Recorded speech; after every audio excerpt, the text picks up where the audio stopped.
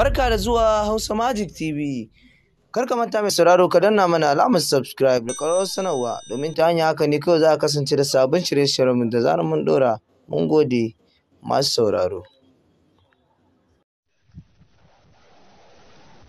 Inna lillahi wa inna ilaihi raji'un. Allahumma ajini fil musibati wa akhlifni khairan minha. Wannan shine manufar ta'addancin shugaban kungiyar jama'atu ahli sunna lit da'wati wal jihad wanda aka bi sani da Boko Haram Abubakar Shekau. Wa ba'd. Alhamdulillah. Yau bi iznillahi ta'ala. Rana ce bi iznillahi ta'ala ranar Laraba. 12 ga watan Rajab. Wato hijirar manzon Allah sallallahu alaihi wasallam daga Makka zuwa Madina shekara 1442. Alhamdulillah, muna godiya ga Allah. Wal izzatu lillah. Muna nuna masa insha Allah ta'ala shukurna mu. Labarin ƴan uwanmu insha Allah ta'ala a ranar Talata da yamma sun gabatar da aiki insha Allah ta'ala a cikin Maiduguri, kuma ya girgiza waɗanda suke yi da na Allah ko kuma suke yi da na manzon Allah sallallahu alaihi wasallam da sun haɗa kai da Turawa da Yahudawa da waɗanda suke shirka abin da suke yi kuma babu na Allah a ciki sai bin constitution da democracy da tsari irin na Turawa wanda bai kusa da ko kaɗan tsarin manzon sallallahu alaihi wasallam ba. Domin yi murna labarin insha Allah ta'ala ya iso mu, yaran mu sun je sun yi aiki. Allah ya bamu lada, Allah ya sa mu gani a cikin aljannar firdausi. Wannan insha Allah ta'ala shine dan kaɗan dan bayani na da zan bayar saboda murna. Kuma muna jin labari ana cewa yaran mu da suna aiki wai ma'ana wai an ci karfin su ko kaza da sauransu. Allah ya san insha Allah ta'ala karfin wa aka ci. Sa'annan kuma Allah subhanahu wa ta'ala ya nuna wa waɗanda suke yi da shi karfinsa saboda ya fi kowa karfi. Allahu aqwa min kulli shay.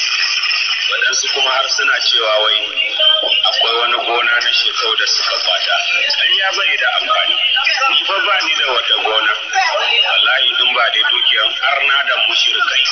Waɗannan su ne manzon Allah sallallahu alaihi wasallam a harshen sa yace wato ila riziki ta zulli ruhi. Arziki na an sanya shi a karkashin wato mashina. To saboda haka duk abin da muka yaki ko muka dauka halal ne gare mu. Bi iznillahi ta'ala akan wannan aqida muke tafiya.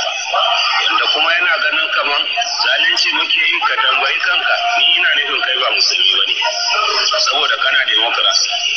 Ina nufin kai ba musulmi bane saboda kana bin littafin constitution.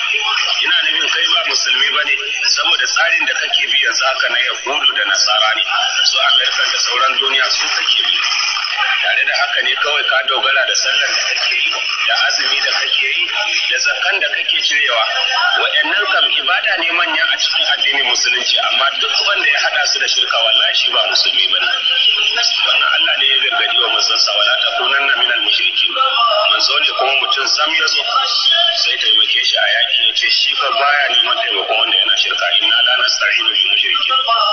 Saboda haka waɗannan duka dalilai ne kawai na tattara wato kaɗan ne a ciki, wanda ya taba sai ya tabo wa kansa, inda yana ganin ya isa zai iya magana wato darrati ko wani abu ya yi magana ya gani Allah ya gan shi, Allah ya ji shi.